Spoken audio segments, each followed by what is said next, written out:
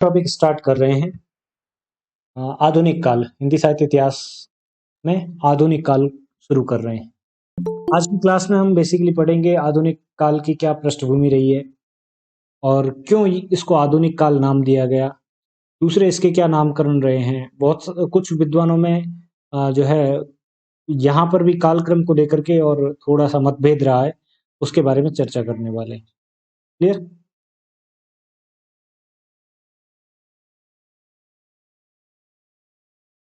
आधुनिक काल, समय सीमा वगैरह थोड़ा इसके बाद की स्लाइड में पढ़ने वाले हैं। पहले थोड़ा सा इसका बैकड्रॉप जान लेते हैं। क्या है आधुनिक काल का मतलब क्या है। हिंदी साहित्य का सर्वश्रेष्ठ युग माना जा सकता है। इसके पीछे बहुत सारे कारण, बहुत सारे तर्क हैं कि क्यों ये सर्वश्रेष्ठ युग है। साहित्य हमेशा मनुष्य के भले के लिए, उसके अच्छे के लिए, और ये नहीं कि कुछ लिमिटेड लोगों के लिए, सीमित लोगों के लिए कभी साहित्य नहीं होता है। साहित्य हमेशा व्यक्ति से व्यक्ति तक होता है, यानी कि प्रत्येक व्यक्ति के लिए साहित्य लिखा जाता है, या फिर ये कहें सरल शब्दों में, प्रत्येक व्यक्ति साहित्य का विषय होता है। हर एक आदमी को, जो समाज में रहता है, सामाजिक प्राणी है, उस हर एक व्यक्ति के लिए साहित्य जो है कुछ न कुछ अपने अंदर रखता है। इससे पहले के काल अगर आप देखेंगे और उस काल का साहित्य देखेंगे तो आपको एक चीज नजर आएगी कि वहां पर आम आदमी गायब है। आप आदिकाल से लगा करके और रीतिकाल तक देखिए, आम आदमी की कोई पीड़ा, कष्ट, दुख या उसकी वेदना, उसकी भीतरी चेतना, उसकी क्या समस्याएं हैं, उसको कैसे निवारण किया जा सकता है, कहीं पर भी आपको नहीं दिखाई देगा।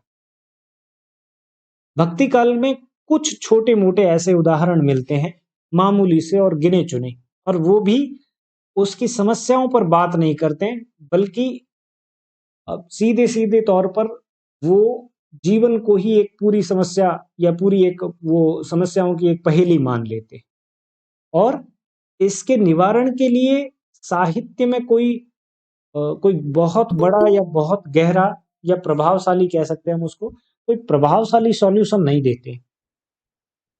भक्ति काल का व्यक्ति भी साहित्य के माध्यम से यही सीख देता है, यही संदेश देता है कि या तो धैर्य धारण करो या फिर भगवान की भक्ति करो।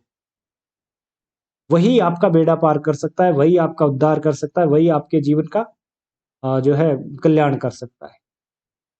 आदमी जब तक समाज में रहता है, जब तक वो प्रैक्टिकल लाइफ जीता है, तब तक उसके सामने जिंदगी जीने के लिए बहुत सारी चुनौतियां होती है ना। एक तरीके से कदम कदम पर उसके सामने चुनौतियां मिलती है, कदम कदम पर उसके सामने एक तरीके से देखा जाए तो विपत्तियों के पहाड़ होते हैं।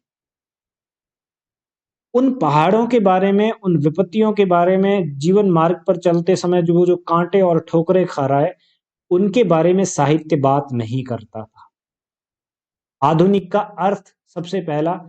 दूसरी चीज, आधुनिक काल को सर्वश्रेष्ठ युग क्यों कहा गया, इसके पीछे ये दो बड़े कारण हैं। आधुनिक का अर्थ ही क्या है, मॉडर्न, नया, है ना, जिसमें कुछ नई विशेषताएं हैं।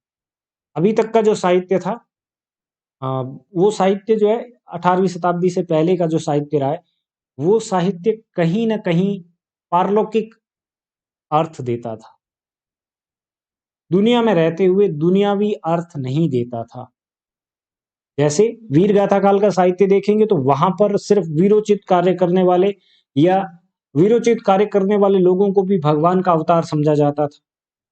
भक्ति काल का तो समूचा साहित्य ही अवतारवाद पर टिका हुआ है, और जो अवतारवाद को नहीं मानते थे, ऐसे लोग जो है पार ब्रह्म की कल्पना करते हैं, जिसका कोई ठौर ठिकाना, जिसकी कोई काल्पनिक कथा तक नहीं है। रीतिकाल का साहित्य राजाओं तक सिमट जाता है, और राजाओं में भी वो ना तो कोई पारलौकिक शक्ति को आधार बनाता है, ना कोई लौकिक शक्ति को आधार बनाता है, बल्कि बीच में झूलता रहता है। वो मात्र और मात्र दैहिक वर्णन करता हुआ प्रतीत होता है, जिसमें जीवन की समस्याएं नहीं है, जिसमें जीवन मौजूद ही नहीं है। वो सिर्फ और सिर्फ एक तरीके की फैंटेसी है उनकी, एक तरीके की उनकी जो है मन को रमाने वाली एक कल्पना मात्र है।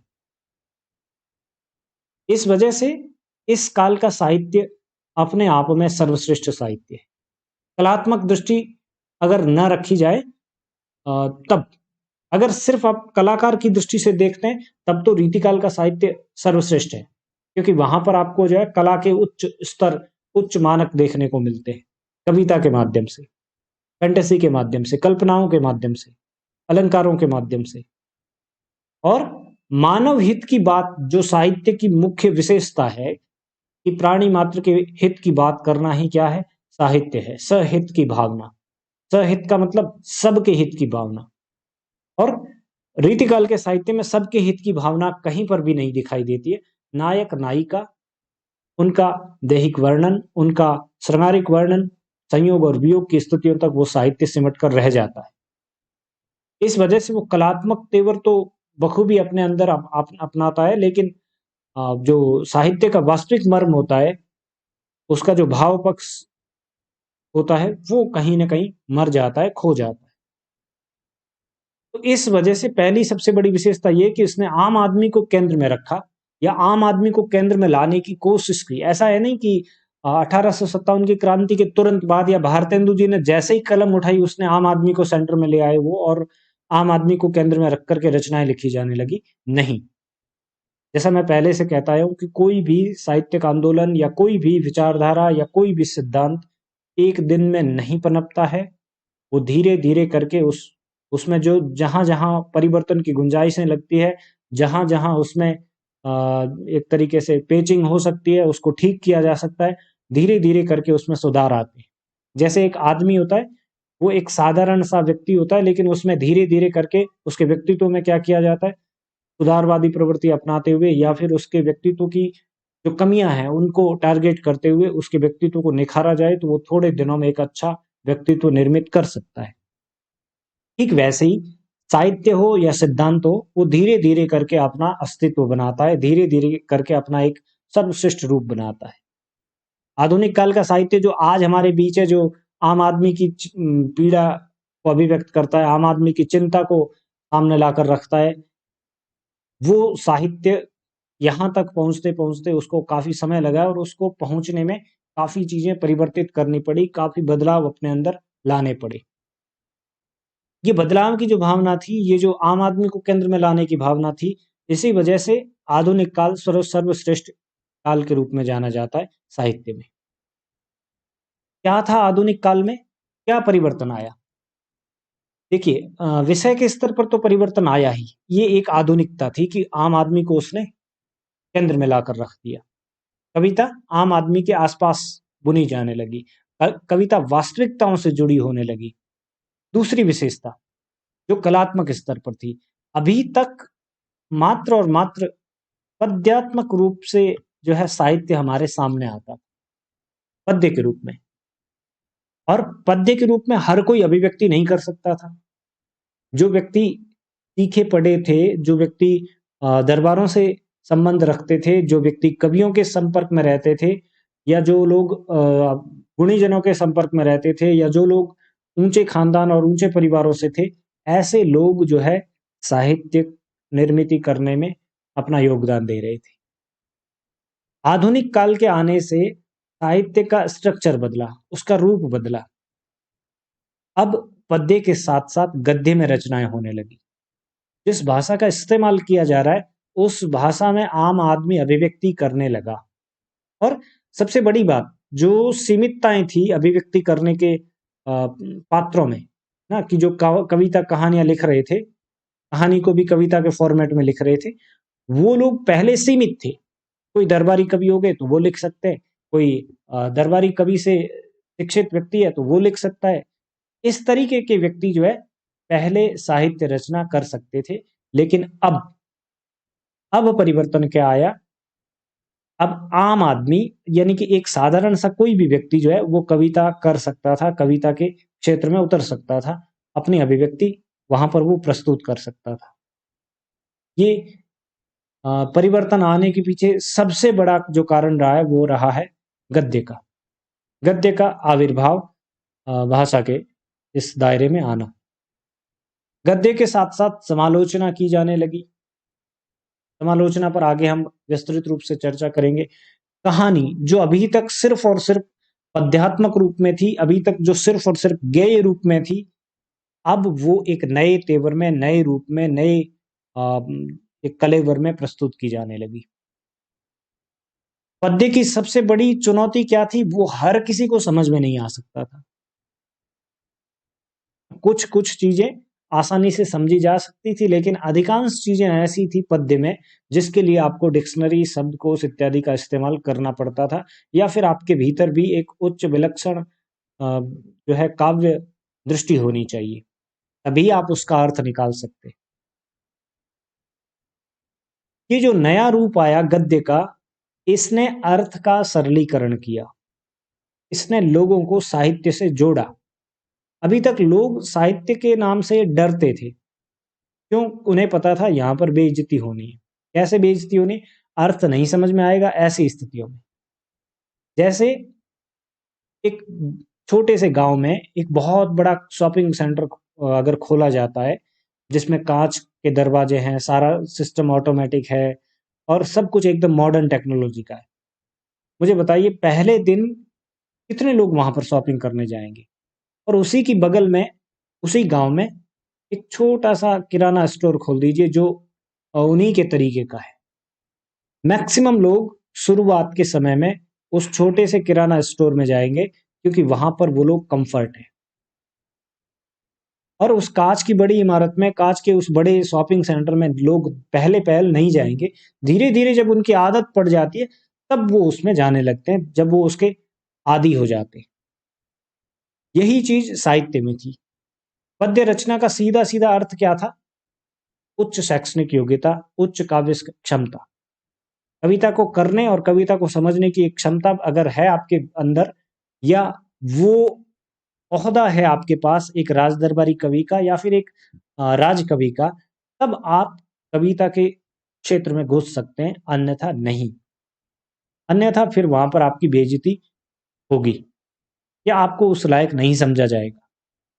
इस चक्कर में कविता जो थी वो आम आदमी की पहुंच से दूर होती जा रही थी। हालांकि लौकिक साहित्य इस दौरान भी एक कड़ी के रूप में अपना काम कर रहा था, लेकिन उसका दायरा और उसका सब कुछ सीमित होता है।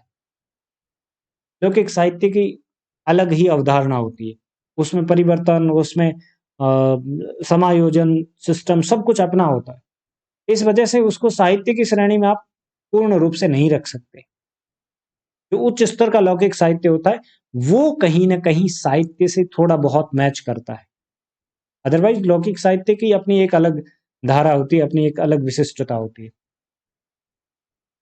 तो कहानी के आने से, यानी कि गद्य के आने से, लोग जो है कनेक्ट फील करने लगे साहित्य से। नाटक लिखे जाने लगे, नाटकों की भाषा बदली गई। अभी तक जो गेय शैली में नाटक होते थे, गीति नाट्य की जो परंपरा थी जिसमें संस्कृत की शब्दावली, तत्सम शब्दावली इस्तेमाल की जाती थी, उसकी जगह अब बोलियों की शब्दावली इस्तेमाल की जाने लगी। क्योंकि अभी तक बोलियों के इस्तेमाल कर लेने से वहां पर कविता में दोष माना जाता था, उस कविता को जो है खारिज कर दिया जाता था कवियों के द्वारा, आचार्य कवियों के द्वारा। अब उस परिपाटी में परिवर्तन आया, अब उसमें एक आधुनिक चीज जुड़ गई, वो ये कि आप बोलियों का इस्तेमाल कर सकते हैं अपनी पूर्ण अभिव्यक्ति के लिए। अगर आप अच्छे से एक्सप्लेन कर रहे हैं और बोलियों का इस्तेमाल कर रहे हैं, बोली के शब्दों का इस्तेमाल कर रहे हैं, तो कोई दिक्कत नहीं है, आप कीजिए। क्योंकि साहित्य का अर्थ ही आधुनिक काल में आकर थोड़ा सा बदल जाता है। साहित्य का अर्थ जन जन तक उसकी पहुंच हो, सीमित लोगों तक उसकी पहुंच नहीं हो। कोई राजकीय पद प्रतिष्ठा प्राप्त करने की उसकी जो है मंशा नहीं है आधुनिक काल के साहित्यकार की, बल्कि वो अपने आप को अभिव्यक्त करना चाहता है, अपने आप को जो है शब्दों के मार्फत वो बतलाना चाहता है कि मैं क्या कहना चाहता हूं और तुम्हें क्या सुनना चाहिए। किस किन किन शब्दों में आपकी भलाई है, या किन किन बातों में जो है हम अगर आगे बढ़े तो एक अच्छा और आदर्श समाज बना सकते हैं और कुछ अच्छाइयाँ अपने अंदर जोड़ सकते हैं।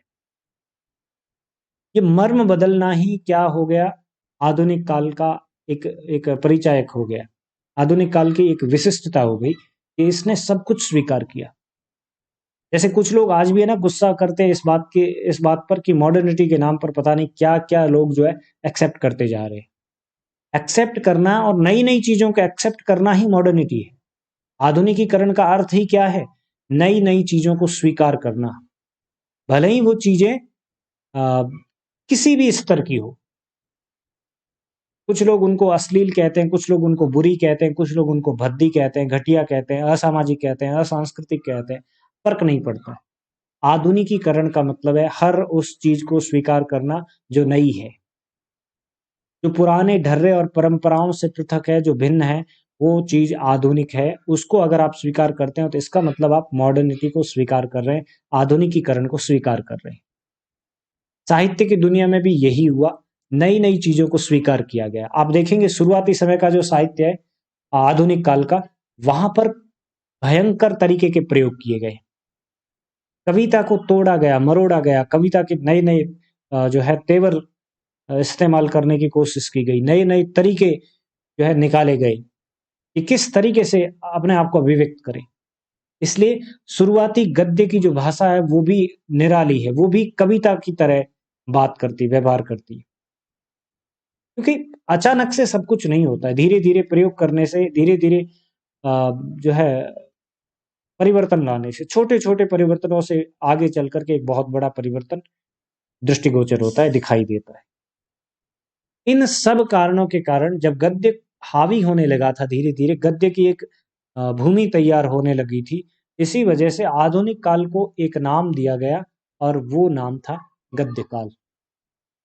ये दोहरा नामकरण भी किसने किया? शुक्ल जी ने किया। क्योंकि इससे पहले भी जो काल रहे उनका दोहरा नामकरण करने की परंपरा उन्होंने बना दी। विशेष करके आदिकाल के संदर्भ से बात शुरू होती है, फिर पूर्व मध्यकाल, उत्तर मध्यकाल के लिए उन्होंने दो अलग अलग नाम दिए, वो प्रवृत्तियों के आधार पर दिए। यहाँ पर भी आधुनिक काल में भी जो गद्य काल दिया गया वो साहित्यिक प्रवृत्तियों को ध्यान में रखकर दिया गया। क्योंकि आधुनिक काल की सबसे बड़ी प्रवृत्ति क्या थी? गद्य भाषा। ये सबसे बड़ा परिवर्तन था साहित्य के क्षेत्र में कि उसने पद्य भाषा के अलावा गद्य भाषा को स्वीकार किया और गद्य भाषा में उसका विकास जो है बखूबी श्रेष्ठ कर हुआ। इस वजह से इसका दूसरा नामकरण, इसकी दूसरी प्रवृत्ति रही और वो थी गद्य। इसी कारण ये गद्य काल कहलाया शुक्ल जी के द्वारा। क्लियर? आधुनिक काल बहुत ज्यादा उस समय की राजनीतिक गतिविधियों से प्रभावित हुआ। थोड़ी देर पहले मैंने आपको बताया कि ये ऐसा साहित्य है, आधुनिक काल का साहित्य, जो समाज, देश और आसपास में वातावरण में जो कुछ भी घटित हो रहा है उसको समझता है ना, उसको अपने वर्णन का विषय बनाता है, उसके बारे में बात करता है। आधुनिक काल का साहित्य वैसा साहित्य नहीं है कि नायिका भेदों में उलझा हुआ है, नायिका के कितने प्रकार हो सकते हैं वो नहीं बताता है, कौन सी नायिका सुंदर है वो नहीं बताता है, क्या प्राकृतिक दृश्य होंगे जो आपके हृदय में रस को उत्पन्न करने में सहायक होंगे वो नहीं बात करना चाहता इन पर भी। एक वीर व्यक्ति की क्या खासियत है, वीर व्यक्ति का अर्थ क्या है, वो जो आदिकाल के संदर्भ में बात की गई थी वो यहाँ पर लागू नहीं होती है। क्योंकि यहाँ पर वीर व्यक्ति या फिर देशभक्ति की बात का अर्थ बहुत व्यापक हो गया। वीर व्यक्ति का अर्थ यहाँ पर सिर्फ और सिर्फ तलवार लेकर लड़ने वाला व्यक्ति नहीं हो गया। अगर कोई आदमी खुले दिल और खुले मन से सामने वाले व्यक्ति की आंखों में आंखें डालकर बात भी कर रहा है तो वो वीर व्यक्ति आधुनिक काल के संदर्भ में है। देश काल यानी कि देशभक्ति का जो अर्थ था वो व्यापक हुआ। अब सिर्फ मारवाड़ को देश मानना इस परंपरा में नहीं आता, बल्कि समूचा भारत, पूरा का पूरा भारत वो एक देश कहलाता है। और उसके प्रति प्रेम की भावना रखने वाला व्यक्ति क्या कहलाएगा? देशभक्त कहलाएगा। पहले इसके अर्थ संकुचित थे। आप आदिकाल के संदर्भ में बात कीजिए या फिर आप रीतिकाल के संदर्भ में बात कीजिए, वहां पर अर्थ संकुचित थे। अब आधुनिक काल में यही अर्थ व्यापक बन गए। इससे एक नई दिशा मिली। क्यों बने व्यापक? क्यों ऐसा करना जरूरी हो गया था? इसके पीछे क्या कारण रहे? राजनीतिक गतिविधियां। क्योंकि अंग्रेजों का शासन था, अंग्रेजों की प्रताड़ना से लोग परेशान थे, वो तरह तरह के जुल्म ढा रहे थे। उन जुल्मों के खिलाफ आवाज उठाना, उन जुल्मों के खिलाफ अपनी आवाज को बुलंद करना, ये एक समाज के भीतर रहने वाले हर एक व्यक्ति का उस समय धर्म बन गया था। हर समय में व्यक्ति का अलग अलग धर्म रहा है ना? मानव सभ्यता का विकास और उसके साथ में वो जो जिस चीज की धारणा अपने मन में करता है वो धर्म बन जाती है। कभी प्राणियों की रक्षा करना धर्म बन गया, कभी भोगवाद धर्म बन गया, कभी लोगों की रक्षा करना यानी कि वीरता धर्म बन गया, कभी काम धर्म बन गया। समय के हिसाब से, परिस्थितियों के हिसाब से व्यक्ति जो है धर्म का निर्धारण करता है। अब धर्म क्या बन गया? अब धर्म बन गया देशभक्ति, या फिर आप कहें बन गया तो बहुत बड़ी बात हो जाएगी। कोशिश की गई कि देशभक्ति को धर्म बनाया जाए, हर एक व्यक्ति देशभक्ति को साबित करने के लिए मर मिटे। और ऐसा किया भी, बहुत बहुत बड़े जन समूह ने ऐसा किया, देशभक्ति को अपना धर्म बनाया। लेकिन उसके बावजूद भी कई ऐसी परिस्थितियां, कई ऐसे कारण, कई ऐसे कारक, कई ऐसे तत्व रहे जो इस धर्म को अपनाने से लोगों को दूर कर रहे थे, दूर खींच रहे थे। इनके बारे में भी हम आगे चल करके बात करेंगे। राजनीतिक गतिविधियों ने आधुनिक काल को बहुत ज्यादा प्रभावित किया, और गतिविधियां भी जो है सिर्फ स्थानीय नहीं है, बल्कि तीनों तरह की है। स्थानीय भी है, राष्ट्रीय स्तर की गतिविधियां भी, और अंतर्राष्ट्रीय स्तर की गतिविधियां भी।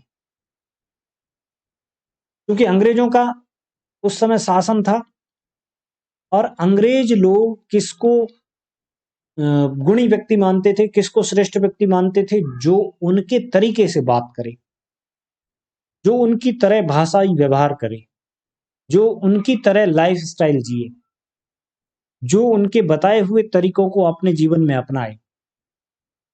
ऐसे में क्या हुआ, बहुत सारे ऐसे अंग्रेज भक्त व्यक्ति बने या सामने आए जो अंग्रेजों की जीवन शैली को और अंग्रेजों की जीवन से जुड़ी हर एक चीज को स्वीकार करके आगे बढ़ना चाहते थे। ये लोग बाहर गए, विदेशों में गए, कोई पढ़ने के लिए गया, कोई व्यापार करने के लिए गया। हालांकि इससे पहले भी लोग व्यापार करने के लिए बाहर जाते थे, लेकिन उनकी मंशा सिर्फ व्यापार तक सीमित थी। अब अब एक सामाजिकीकरण की स्थिति बन गई। सोशली आदमी क्या बनना चाहता था? अंग्रेज बनना चाहता। वो चाहता था कि मैं भी अंग्रेजों की तरह व्यवहार करूंगा तो मैं भी पद, प्रतिष्ठा और शक्ति में, संप्रभुता में इनके जैसा बन जाऊंगा। ये जो लालसा थी, इस लालसा ने आदमी को सामाजिक स्तर पर परिवर्तित कर दिया।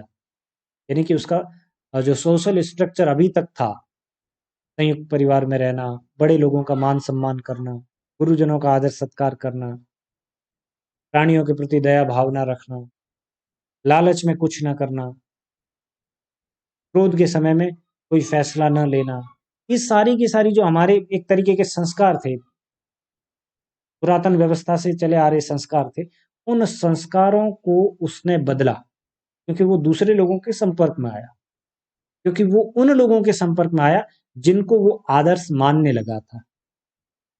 और ऐसे में जब ये लोग वापस आए या फिर ये भारतीय लोगों के संपर्क में आए, तो इसका प्रभाव दूसरे लोगों पर भी पड़ा। उदाहरण के लिए मान लीजिए कोई राजा जो है विलायत गया पढ़ने लिखने के लिए, या कोई राजकुमार विलायत गया पढ़ने लिखने के लिए। वो कुछ टाइम बाद जब वापस लौटता है तो उसकी रहन सहन, खान पान, भाषा भूषा सब कुछ क्या हो जाता है? अंग्रेजों की तरह का हो जाता है। अब 1000 लोग भी अगर उसको फॉलो करते हैं तो ऐसे में 1000 लोगों की मंशा परिवर्तित हो जाती है। वो 1000 लोग सोचिए कितने लोगों को प्रभावित करेंगे। धीरे धीरे करके एक सामाजिक स्तर पर एक टकराव पैदा हुआ। एक विलायती लोगों के लिए जी रहे थे या झूठे विलायती बनकर जी रहे थे, दूसरे जो लोग वास्तव में देसी थे और देसी तरीके से जी रहे थे। ये जो 10 लोगों की वजह से हज़ार लोगों पर प्रभाव पड़ा, ये आधुनिकीकरण का एक जो है प्रारंभिक चरण था। लोग जानने लगे कि हमारे इस छोटे से क्षेत्र के बाहर बहुत बड़ी दुनिया है, जहाँ पर लोग इस तरीके से रहते हैं, जहाँ पर इस तरीके की मान्यताएँ हैं, जहाँ पर इस तरीके के संस्कार हैं। और नई चीज़ के प्रति आदमी हमेशा आकृष्ट होता है, बहुत जल्दी आकृष्ट होता है। वो आकृष्ट हुए और उनके प्रभाव में आकर के दूसरे लोग भी धनाधन एक के बाद एक जो है उस प्रकार की जीवन शैली को अपनाने लगा। और इन लोगों ने ही क्या किया, राजनीतिक स्तर पर एक जो है उथल-पुथल पैदा किया। बाह्य रूप से ये सापेक्ष नहीं दिख रहा था, लेकिन अंदरूनी रूप से ये सारी चीज़ें प्रभावित कर रही थी समूचे भारतीय समाज को या पूरे के पूरे भारतवर्ष के लोगों को। तो तत्कालीन राजनीतिक गतिविधियों ने बहुत ज़्यादा प्रभावित किया। उसी समय क्रांति की बातें होने लगी। लोग जो बाहर गए थे या पढ़ लिख कर आए बाहर से, उन्होंने कहा कि अमेरिका के लोगों ने ऐसा किया, रशिया के लोगों ने इस प्रकार से काम किया और उनको आज़ादी मिल गई। इसका प्रभाव भारत पर भी पड़ा, भारतीय जनता पर भी पड़ा। वो लोग भी चाहते थे कि हम भी आज़ाद हो जाएँ और इन अंग्रेज़ों के जो जुल्म है उनसे मुक्ति प्राप्त कर लें। तो इन लोगों ने भी उन रशियंस या अमेरिकन्स लोगों की तरह व्यवहार करना शुरू किया। 1857 की क्रांति हुई। एक बहुत बड़ा गदर जो है वो लोगों ने झेला, देखा, महसूस किया। और उस दौरान बहुत कुछ परिवर्तित हो रहा था। सिस्टम बदला। अभी तक जो कंपनी की सरकार थी वो सरकार बदल गई। अब ब्रिटिश क्राउन ने सरकार अपने जिम्मे में ली। अब वो लोग रूल्स और रेगुलेशंस बनाते थे और इसका प्रभाव भारतीय लोगों पर पड़ा। बहुत सारे देसी जो है संस्थाएं बनी और उन संस्थाओं ने अंग्रेजों के सहयोग और अंग्रेजों के तौर तरीकों को इस्तेमाल करते हुए भारत में कई सारे सामाजिक परिवर्तन के काम किए। उदाहरण के लिए आपको पता होगा बाल विवाह पर रोक लगाई, विधवा विवाह शुरू किया, सती प्रथा पर रोक लगी, लड़कियों को अभी तक पढ़ने के लिए नहीं भेजा जाता था, वो अब शुरू हो गया। शिक्षा के नए नए केंद्र खुलने लगे थे। इस दौरान ही आर्य समाज, ब्रह्म समाज, रामकृष्ण मिशन, थियोसॉफिकल सोसाइटी, न जाने कितने प्रकार के जो है सामाजिक और धार्मिक संस्थाएं जो है वो सामने आती है और उन्होंने समाज सुधार या फिर समाज में कुछ परिवर्तन लाने का जिम्मा अपने सिर लिया और उन्होंने वो परिवर्तन धीरे धीरे शुरू किया। इन सारी चीजों की वजह से ये काल क्या है, आधुनिक काल है। नई चीजों को लोग एक्सेप्ट कर रहे थे, भले ही वो अच्छी है, भले ही वो बुरी है, भले ही वो कैसी भी है, बस उनको स्वीकार कर रहे थे और आगे बढ़ रहे थे। इन सब कारणों की वजह से ये आधुनिक काल है और इसमें सबसे ज्यादा प्रभाव रहा राजनीतिक गतिविधियों का। विक्रम संवत 1800 के बाद भारत में बहुत सारी यूरोपीय जातियां व्यापार के लिए आई थी। ये आपको पता है 1600 विक्रम संवत 1600 के आसपास से ये सिलसिला शुरू होता है और उनके संपर्क में आने से यहाँ पर भी उन सारी चीजों का प्रभाव पड़ा। खान पान का तरीका, खान पान, वेशभूषा, रहन सहन, व्यवहार करना एक दूसरे के साथ में, यहाँ तक कि परिवारों की स्थितियां तक बदल गई। जो अभी तक संयुक्त परिवार रहते थे वो अब इन लोगों के संपर्क में आने के बाद एकल परिवारों में ज्यादा सुख ढूंढने लगे थे। सब कुछ बदला जब जब से विदेशी लोग, विशेष करके यूरोपीय लोग यहाँ पर आए, तब से काफी ज्यादा परिवर्तन हुआ या देखने को मिला। विदेशियों ने यहाँ के देसी राजाओं की पारस्परिक फूट का लाभ उठाया और उन्होंने अपने पैर जमा लिए किसी प्रकार से। बहुत सारे तरीके अपनाए, बहुत सारी युक्तियां अपनाई और किसी न किसी तरीके से उन्होंने अपने आप को यहाँ पर स्थापित कर लिया। कंपनी की सरकार स्थापित हो गई, ब्रिटिश साम्राज्य स्थापित हो गया। अब अंग्रेजों ने यहाँ अपने शासन कानून को चलाने के लिए सबसे पहले तो उन्होंने क्या किया, राजाओं को अपने समर्थन में लिया, अपनी शक्ति और अपना अपनी संप्रभुता बढ़ाने के लिए राजाओं को अपने समर्थन में लिया। जो राजा समर्थन में नहीं आए उनके खिलाफ कठोर सैनिक कार्यवाहियां की, उनको अपने अधीन कर लिया। जब राजनीतिक स्तर पर संप्रभुता उनके हाथ में थी तो उन्होंने बड़ी गहराई से इस बात को सोचा कि जब नक्शा हमारे कब्जे में है, क्या नक्शे के भीतर रहने वाले या उस भौगोलिक क्षेत्र में रहने वाले लोग भी हमारे कब्जे में हैं? तो उन्होंने उत्तर पाया कि नहीं, ये लोग हमारे कब्जे में नहीं है। क्यों नहीं है?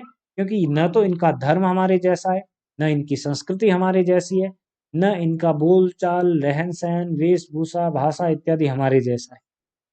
तो उन्होंने शुरुआती काम कहाँ से किया? लोभ लालच देकर के लोगों का धर्म परिवर्तन शुरू किया। बहुत सारी छोटी मोटी ईसाई मिशनरियां स्थापित की उन्होंने, पैसा दिया उनको धर्म परिवर्तन करने के। मुगलों की तरह उन्होंने गदर नहीं मचाया धर्म परिवर्तन करने के लिए, बल्कि उन्होंने दूसरा रास्ता चुना। उस रास्ते में साम दाम इत्यादि का इस्तेमाल करते हुए लोगों का धर्म परिवर्तित किया। जिन लोगों ने धर्म परिवर्तन कर लिया है उनकी लाइफस्टाइल अच्छी बनाई ताकि दूसरे लोग अपने आप उस जाल में फंसे, और ऐसा हुआ। आप देखते होंगे इंग्लैंड, सॉरी ये क्या नाम, गोवा और ये जो जितने भी तटीय इलाके हैं वहां पर ईसाई धर्म इतना क्यों प्रभावशाली है? उसके पीछे सबसे बड़ा कारण ये है, उन्होंने लोभ लालच देकर के उन लोगों को, बिल्कुल उन लोगों को क्या किया, अपनी तरह का बनाने की कोशिश की। संयुक्त परिवार अब उनके मन मस्तिष्क में धीरे धीरे गायब होने लगे थे, वो प्रथाएं खत्म होने लगी थी। उनको मॉडर्निटी के नाम पे, उनको आधुनिकता के नाम पे बहुत सारे ऐसे चमचे पकड़ा दिए जो जिनसे वो खाना तक नहीं खाना जानते थे, लेकिन आधुनिकता के नाम पे उनको वो सब अच्छा लग रहा था करने के लिए। तो सबसे पहले तो उन्होंने धर्म प्रचार का काम किया और लोगों को आपस में एक दूसरे से टकराया। जहां पर उनको जगह मिली वहां पर फूट डाल करके लोगों को भिड़काने की कोशिश की गई, लोगों को तोड़ने की कोशिश की गई और अपना काम साधने की कोशिश की। अब जनरल सी बात है, जब धर्म का प्रचार प्रसार करना है, क्योंकि भारत की जनता अंग्रेजी तो जानती नहीं थी और जो लोग अंग्रेजी जानते थे वो तो ऑलरेडी इनके कुनबे में शामिल हो चुके थे या इनके प्रचारक बन चुके थे। ऐसी स्थिति में अंग्रेजों ने क्या किया, अपनी भाषा अपनी भाषा का तो विकास किया ही किया, साथ ही साथ स्थानीय बोलियों और भाषाओं को भी उन्होंने क्या किया, अपनाया। उनका भी एक तरीके से कहें तो संरक्षण करने की कोशिश की गई, उनको सहयोग करने की कोशिश की गई। इसी चक्कर में, इसी क्रम में धर्म प्रचार के लिए उनको बुकलेट्स, किताबें पढ़ने पढ़ाने के लिए कुछ सामग्री इत्यादि की आवश्यकता पड़ी। तो धीरे धीरे करके उन्होंने प्रेस की स्थापना की। बड़े बड़े शहरों में पहले प्रेस स्थापित किए, वहां से बुकलेट्स इत्यादि छपने लगी थी। तो जो भारतीय लोग थे उनको भी एक आइडिया मिल रहा था साथ ही साथ, भले ही वो अपने अच्छे के लिए कर रहे थे, लेकिन साथ ही साथ वो उन लोगों की भी मदद कर रहे थे अप्रत्यक्ष रूप से, जो लोग इस क्षेत्र को इस्तेमाल करना चाहते थे मास कम्युनिकेशन के लिए। अंग्रेज लोग भी मास कम्युनिकेशन के लिए प्रेस भारत में लाए थे, ताकि एक ही समय में हजारों लोगों से संपर्क साधा जा सके, एक ही सूचना हजारों लोगों तक एक ही फॉर्मेट में पहुंचे, ताकि कोई उसका दूसरा अर्थ ना निकाले। इस चीज का फायदा सिर्फ अंग्रेजों ने नहीं, भारतीय लोगों ने भी उठाया, क्रांतिकारी लोगों ने भी उठाया, जो लोग देश की आजादी के बारे में सोच रहे थे उन लोगों ने भी उठाया। विशेष करके जो साहित्य के लोग थे उन लोगों ने तो बखूबी इसका अच्छा खासा फायदा उठाया। अंग्रेजों ने धर्म प्रचार के लिए अपनी भाषा के इतर स्थानीय भाषा को, जन साधारण की भाषा को अपनाया, और इसके लिए सबसे ज्यादा उपयुक्त भाषा कौन सी लगी? गद्य भाषा। गद्य भाषा का कोई एक स्वरूप उस समय नहीं था, इस चीज को भी ध्यान में रखें। अलग अलग बोलियां थी जो धीरे धीरे पद्य की तर्ज को छोड़ करके गद्य की तर्ज को अपना रही थी। जैसे मान लीजिए एक तो आप गा रहे हैं कोई भी गाना लता मंगेशकर की तरह, ठीक है। और एक आप जैसे मैं अभी बोल रहा हूँ, ए मेरे वतन के लोगों जरा आंख में भर लो पानी, एक मैं इस तरीके से बोलूं, फर्क लग रहा है ना आपको? एक एक में लग रहा है कि भाषा मेरी पद्यात्मक है, दूसरे में लग रहा है नहीं, भाषा मेरी कैसी है, गद्यात्मक है। दूसरी शैली ज्यादा सरल थी, हर कोई इसमें बोल सकता था, हर कोई इसमें अभिव्यक्ति कर सकता था। ऐसे में अ, अंग्रेजों ने इस दूसरी वाली भाषा शैली को क्या किया, अपनाया और उसका प्रचार प्रसार करना शुरू किया। इसी के प्रभाव के कारण धीरे धीरे भारत में, या ये कहें कि हिंदी क्षेत्रों में, पद्य के साथ साथ गद्य, पद्य तो ऑलरेडी स्टेबलाइज था, वो तो स्थापित था अच्छे तरीके से, वो तो धीरे धीरे अवनति की तरफ जा रहा था, लेकिन गद्य धीरे धीरे अब विकसित हो रहा था। ये नई जो शैली थी भाषा को प्रयोग में लाने की, भाषा को बरतने की, ये धीरे धीरे करके डेवलप हो रही थी, जो ज्यादा उपयुक्त भी प्रतीत होती थी लोगों को अपनी अभिव्यक्ति करने के लिए, अपनी बात लोगों तक पहुंचाने के लिए। इस काल में होने वाले मुद्रण कला के आविष्कार ने भाषा के विकास में महान योगदान दिया। चीजें अब सुरक्षित रखी जाने जा सकने लगी। जैसे मैंने कुछ लिखा, कोई पैम्पलेट बनाया, उसकी एक साथ 1000 कॉपियां मैं कुछ घंटों में निकाल सकता हूँ। अगर मुझे लिखने की नौबत आती, अगर मुझे दवात और स्याही लेकर के उस पर पेन से लिख लिख करके बनाना होता, तो इसके लिए मुझे सप्ताह लग जाते, महीनों लग जाते। लेकिन अब मुद्रण कला के आ जाने से, प्रिंटिंग प्रेस के आ जाने से, वही पैम्पलेट कुछ समय में ही हजारों की संख्या में एक जैसा मुद्रित होकर के मेरे सामने होता था। इसने भी गद्य के विकास में बखूबी पूरा सहयोग दिया।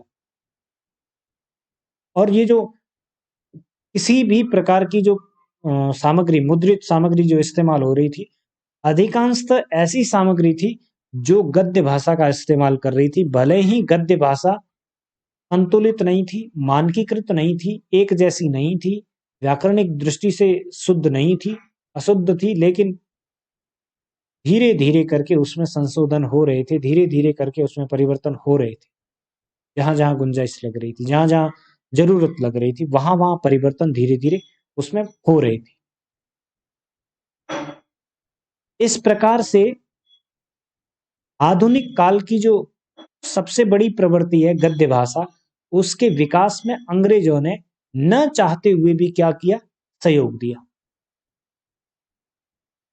प्रिंटिंग प्रेस को ला करके। बात समझ में आई? यहां तक कोई डाउट आपका? कोई? बेसिकली ये सारे के सारे क्या है, एक तरीके से बैकड्रॉप है आधुनिक काल का, कि क्यों ये आधुनिक काल कहलाता है, क्या कारण रहे होंगे इसके पीछे। थोड़ी देर पहले मैंने आपको बताया बहुत सारी ऐसी संस्थाएं बनी जिन्होंने सामाजिक क्षेत्र में काम करने का बीड़ा उठाया ना। जैसे ब्रह्म समाज बना, जैसे आर्य समाज की स्थापना हुई, इसी प्रकार से प्रार्थना समाज बना, इसी प्रकार थियोसॉफिकल सोसाइटी की स्थापना हुई, सबसे बड़ी चीज राष्ट्रीय कांग्रेस की स्थापना हो गई ना। इस प्रकार बहुत सारी संस्थाएं जो थी सामाजिक स्तर पर कामकाज कर रही थी। इन संस्थाओं को भी कामकाज करने के लिए और लोगों से कनेक्ट होने के लिए एक भाषा की आवश्यकता थी। 1857 की उस क्रांति की असफलता के पीछे सबसे बड़ा जो कारण रहा है, जो एक कॉमन कारण रहा है हर जगह क्रांति की असफलता के पीछे, वो रहा था भाषा। लैंग्वेज सबसे बड़ा बैरियर थी। क्यों? क्योंकि क्रांतिकारी कहीं से भी आया हो, चाहे पंजाब से आया हो, चाहे तेलंगाना से आया हो, उसके पास संपर्क भाषा के तौर पर कुछ नहीं था। जैसे मैं अगर तेलुगु जानता हूं तो मैं सिर्फ तेलुगु में बात करूंगा, भले ही मैं पंजाब में बात कर रहा हूं, तो मैं वहां पर भाषण अपना तेलुगु में देकर के जा रहा हूं। कितने लोगों को समझ में आएगा? किसी को नहीं आएगा। जनरली मैं ये एग्जांपल देता हूं कि मान लीजिए मैं तेलंगाना से गया पंजाब में एक क्रांतिकारी रैली संबोधित करने के लिए, और वहां पर एक जुलूस निकालना था नेक्स्ट डे, और मैं वहां पर पूरा का पूरा कार्यक्रम सुना आया, पूरी की पूरी बात सुना आया, और ये कह आया कि कल सुबह 10 बजे सब लोग फलां पार्क में इकट्ठा होंगे और वहां से हम लोग एक जुलूस निकालेंगे। किसी को समझ में नहीं आई, हू हा हुई, हुटिंग हुई, नारे लगे और लोग अपने अपने घर चले गए। अगले दिन 10 बजे मैं तो पार्क में इंतजार कर रहा हूँ, लेकिन कोई नहीं आया वहां पर। मेरी रैली जो थी, मेरा जो जुलूस था, वो असफल हो गया। कारण भाषा। भाषा बैरियर बनी। लोगों के भीतर भावना थी, जोश था, सब कुछ था, लेकिन वो मेरी बात को ठीक ढंग से समझ नहीं पाए, इस कारण वहां नहीं आ पाए। और यही सबसे बड़ी वजह रही। क्रांतिकारियों के बीच समन्वय का कारण नहीं होने का कारण क्या रहा था? लैंग्वेज। अपने आप को वो थोड़ा सा अलग महसूस करने लगे थे। इस वजह से क्रांति जो है पूर्ण रूप से सफल नहीं हो पाई। तो बड़े बड़े जो नेता थे, वो लोग सोचने लगे कि क्या किया जाए, इस भाषा की समस्या को कैसे हल किया जाए। गांधी जी के और लोकमान्य तिलक के, बाल गंगा सॉरी क्या नाम है उनका, अरविंद के, इन सब लोगों के दिमाग में एक आइडिया धीरे धीरे काम करने लगा था। वो ये कि एक ऐसी भाषा का निर्माण किया जाए जो सरल हो, थोड़ी बहुत मानकीकृत भी हो, और हर व्यक्ति उसका इस्तेमाल कर सके, चाहे वो पंजाबी क्षेत्र का है, चाहे वो जो है आपके उत्तर भारत का कहीं का भी है, चाहे वो आपके दक्षिण भारत का कहीं का भी है। संपर्क भाषा बनाओ ऐसी, जिससे कि लोग आपस में कम्युनिकेट करें तो उन्हें कोई समस्या ना आए, बातचीत संभव हो सके उनके बीच। जिस मुद्दे पे चर्चा करना चाहते हैं वो चर्चा संभव हो सके। और ऐसी स्थितियों में हिंदुस्तानी जैसी एक भाषा जो है वो निर्मित होने लगी। हिंदुस्तानी का अर्थ क्या था?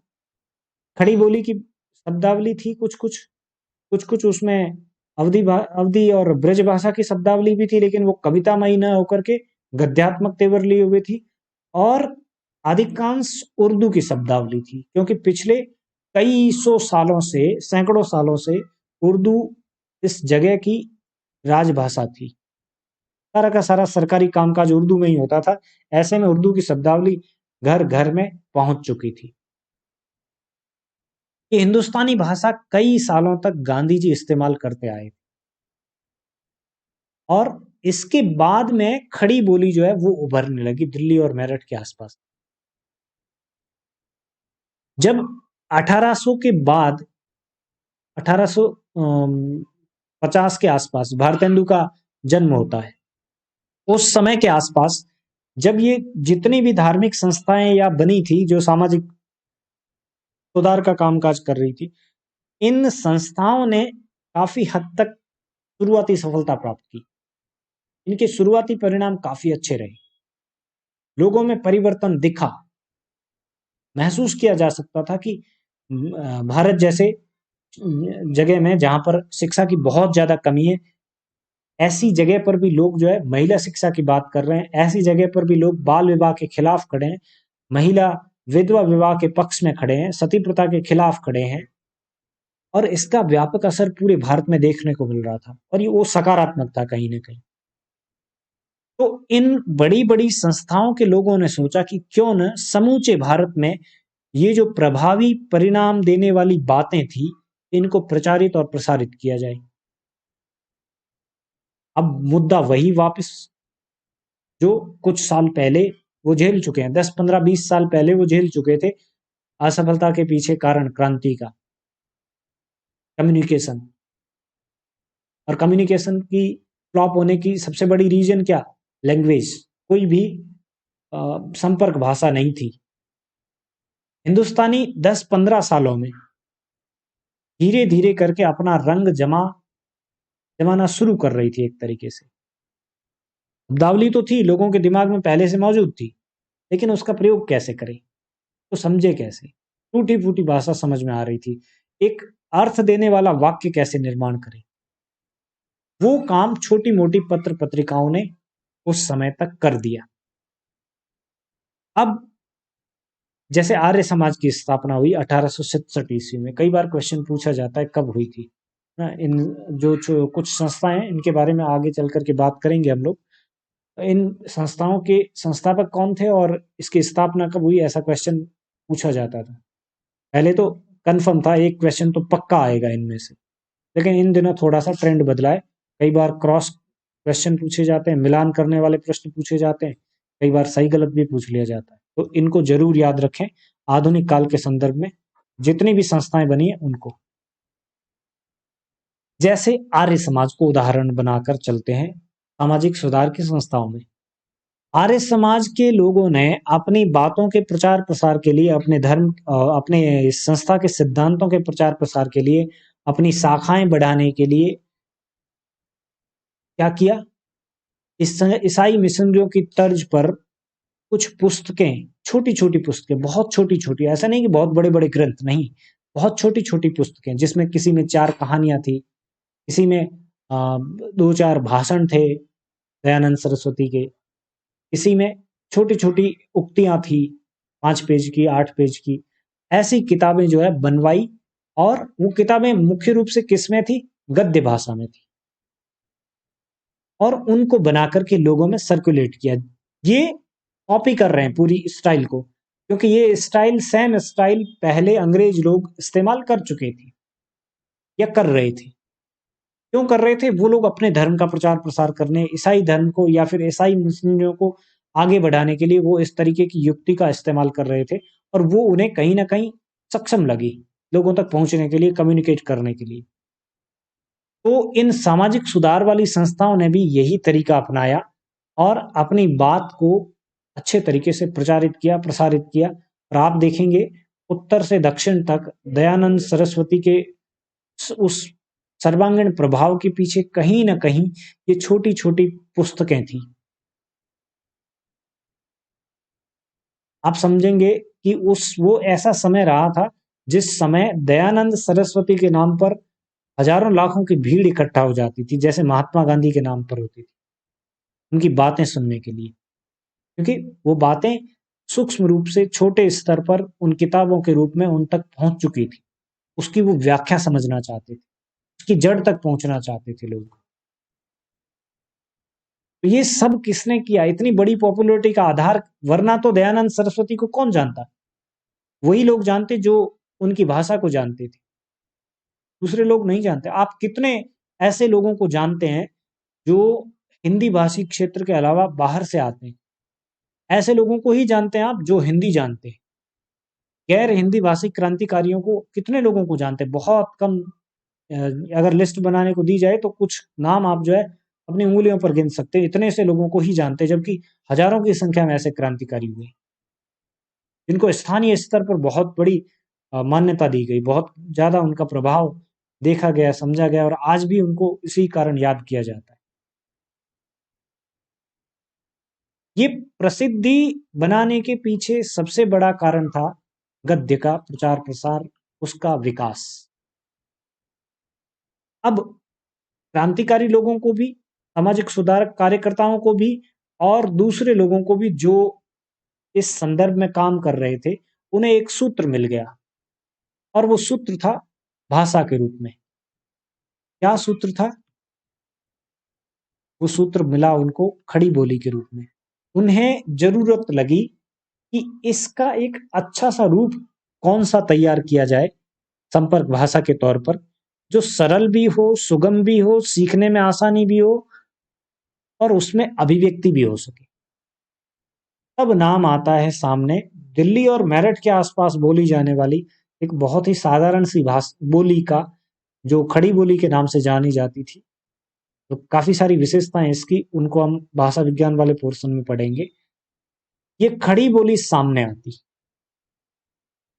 और लोगों ने जो इस संदर्भ में काम कर रहे थे, उन्होंने इस खड़ी बोली को हिंदुस्तानी की जगह रिप्लेस करने की कोशिश की, और काफी हद तक वो लोग सफल भी हुए। आगे चल करके इस खड़ी बोली का जो है विकास हिंदी के रूप में हुआ, और हिंदी के रूप में ये बोली जो है जानी पहचानी लगी। इसने क्या किया? इसने भाषा की सबसे बड़ी विशेषता, भाषा की सबसे बड़ी विशेषता क्या होती है? वो हर चीज को अपनाती है ना, अपने अंदर समाहित करती है। भाषा एक सागर की तरह काम करने वाली होती है। एक अच्छी भाषा हमेशा सागर की तरह व्यवहार करेगी, जो हर प्रकार की नदी नाले को, हर प्रकार की पानी की छोटी मोटी धारा को अपने अंदर समाहित करती है, और वो एक विस्तृत आकार बना लेती है। ठीक वैसे ही सागर की विशेषताएं एक अच्छी भाषा में होती है, और वो हिंदी में दिखाई दी।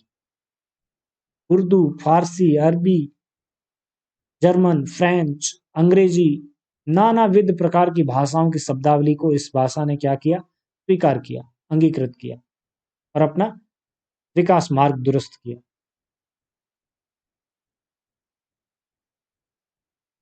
ये आधुनिक काल की एक पहचान है। इस संदर्भ में राजा राम मोहन राय के ब्रह्म समाज का भी प्रभाव पड़ा। बहुत सारी शाखाएं जो है समूचे भारत में फैली। 1828 में इसकी स्थापना हुई थी। इस काल में राष्ट्रीय भावना का भी समुचित रूप से विकास हुआ, क्योंकि कम्युनिकेट होने लगी थी चीजें। लोग एक दूसरे के साथ बातचीत कर सकने में समर्थ होने लगे थे, और इस बातचीत और राष्ट्रीय भावना के प्रचार प्रसार के लिए ब्रज भाषा जैसी श्रृंगारी भाषा उपयुक्त नहीं समझी जाने लगी। उसके लिए एक ऐसी भाषा चाहिए थी जो सरल हो, साधारण हो, हर कोई व्यक्ति समझ सके। ब्रज भाषा में शब्दों की कठिनाई है, भाषा को समझने की कठिनाई है। दूसरी, ये कैसी भाषा है? श्रृंगारिक भाषा है। और क्या उस समय माहौल श्रृंगारिक था आम आदमी के लिए? नहीं था। ऐसा माहौल था जो लोगों में उत्साह भरे, वीर रस का संचरण करे। अपभ्रंश का तो इस्तेमाल नहीं कर सकते थे, क्योंकि अपभ्रंश तो एक तरीके से क्षीण हो चुकी थी। कुछ न कुछ तो कमियां रही होगी, तभी वो क्षीण हुई। नई बोली, नई भाषा स्वीकार करने की नौबत आई, और ये काम पूरा किया खड़ी बोली ने। अब अभिव्यक्ति जो है, राष्ट्रीय भावना की अभिव्यक्ति, वो खड़ी बोली में आसानी से होने लगी थी। समय की प्रगति के साथ साथ गद्य और पद्य दोनों रूपों में खड़ी बोली का पर्याप्त विकास हुआ। इसके पीछे भी एक लंबी चौड़ी कहानी है, जो हम आगे चल करके महावीर प्रसाद द्विवेदी और भारतेंदु के युग के बीच पढ़ने वाले हैं, समझने वाले हैं। इसके अलावा, कविता के अलावा गद्य में निबंध, नाटक, उपन्यास, कहानी, समालोचना, आलोचना और भी बहुत सारे साहित्य की भिन्न भिन्न विधाओं के रूप में लोग जो है अपनी अभिव्यक्ति करने लगे थे, अपनी बात जो है लोगों तक सर्कुलेट करने लगे थे। पहले पहल ये स्थिति थी, ये नौबत थी कि प्रहसन इत्यादि की बातें अंग्रेजों को अच्छे से समझ में नहीं आती थी। क्या वो हमारी एक तरीके से काट कर रहे हैं या हमारी प्रशंसा कर रहे हैं? दिखने में तो ऐसा लग रहा था जैसे वो प्रशंसा कर रहे हैं अंग्रेजों की, लेकिन असल में वो उनकी काट कर रहे होते थे। बाद में जब उन्हें ये चीजें समझ में आने लगी और उन्होंने इसके लिए भारतीय लोगों का ही, जो हिंदी समझते थे, जानते थे, उनका सहयोग लिया, और ऐसे ग्रंथों को, ऐसी किताबों को, ऐसी छोटे मोटे पैम्पलेट्स, पुस्तिकाओं को क्या करने लगे थे? जब्त करने लगे थे और उनको निस्तो नाबूद करने लगे थे। आपने इसके संदर्भ में प्रेमचंद के उदाहरण देखे होंगे, सोजे वतन का उदाहरण, और बहुत सारी ऐसी किताबें, बहुत सारे ऐसी रचनाएं जिनको अंग्रेजों ने जब्त किया और उनको नष्ट करने की कोशिश की गई। सीधे सीधे तौर पर वहां पर अंग्रेजों की खिलाफत नहीं की गई थी, लेकिन घुमा फिरा के बात उस शब्दों के पीछे छुपे हुए व्यंग्यार्थ को वो जो है अंग्रेजों के विपक्ष में इस्तेमाल कर रहे थे। ये बात बाद में पता चली अंग्रेजों को। उसके बाद उन्होंने प्रेस पर भी बहुत सारे कड़े कड़े कानून, नियम, प्रावधान लगा दिए और प्रेस की स्वतंत्रता को कहीं ना कहीं जकड़ लिया, ताकि लोग जो है मनचाहे तरीके से, मनमाने तरीके से कुछ भी न छाप सके। पहले परमिशन लेते समय वो भारतीय लोगों से उसकी जांच करवाते, कुछ एक कमेटी जैसा कुछ बना करके, और उसके बाद वो किसी रचना के प्रकाशन की अनुमति देते थे। तो इन सारी चीजों की वजह से ये समय जो है वो आधुनिक